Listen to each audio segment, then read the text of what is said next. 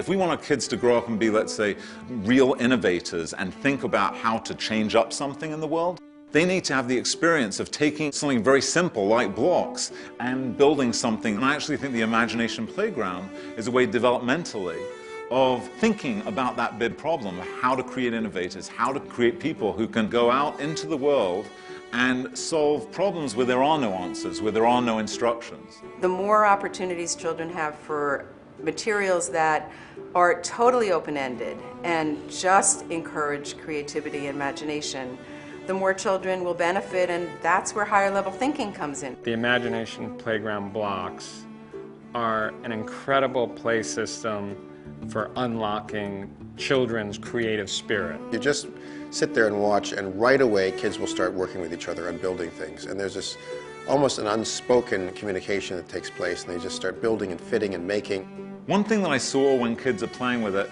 is the furrowed brow, the sort of questioning brow on the sort of a really young kid, faced with, looking at this structure they're building and realizing something's not quite right. Why won't these two blocks stay connected to each other, and why do they keep slipping off? Or how can I connect more blocks using these connectors? The Imagination Playground blocks offer children lots of opportunities for what I call playful learning. They're learning a lot about math and science and physics and learning social skills as they have to work with other children to make this system of blocks do what they want it to do. When I see the kids engaged with this, and I see them having fun, and I see them problem solving, I have to believe that it's doing something to improve the quality of their thinking. It allows kids to play around with the very same outcomes that we want to get in classrooms, out in a free space, on their own or with others. With the adeptness of the teachers,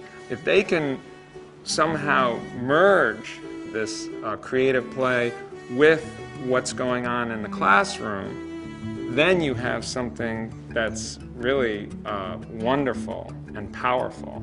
The great thing about the blocks is that you don't have to have a fancy playground for it. They're very portable, they're very easy and quick to get out of the containers, put back into the containers. The kids all do it themselves. The blocks turn any space, a gym, a playground, an asphalt surface, into an imagination playground. This kind of flexibility in a school that has very limited amount of space is an extremely big asset. Compared to building a set-in-place, permanent piece of climbing play equipment, it's a really inexpensive but quick and vital way to get kids playing. People are, I think, thirsty for the idea of how do you bring really productive play back into schools. This brings play a bit back more into the fabric of school life. I can't even imagine a school today not having a set of blocks.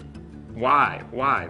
The bang for the buck, there's absolutely nothing I've seen that has that kind of return. From the very, very start, this has been probably one of the most cool things that's happened on our campus in a long time. I mean, people, or the teachers are excited about it, the students are excited about it, parents are excited about it. So it's sort of an interesting thing that it really has wowed and excited the community. When you offer a few options of where children can go and what they can do and play with in their free time, Imagination Playground blocks are first on the list. And the fact that our children get to play in the Imagination Playground every recess of every day is kind of it's almost a miracle.